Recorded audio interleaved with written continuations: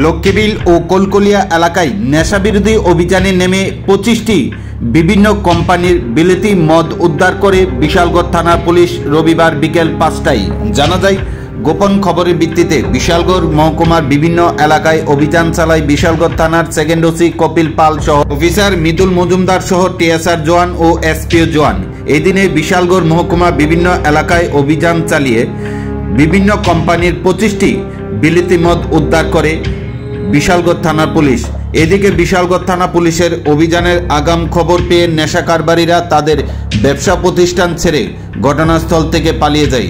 জানা যায়, প্রতিনিয়ত বিশালগড় মহকুমার বিভিন্ন এলাকায় নেশা কারবারিরা বিভিন্ন ব্যবসার আড়ালে প্রতিনিয়ত বিভিন্ন নেশা জাতীয় সামগ্রী প্রতিনিয়ত বর্তমান সমাজের যুবকদের কাছে বিক্রি করে যুবকদের নেশায় আসক্ত করে তুলছেন।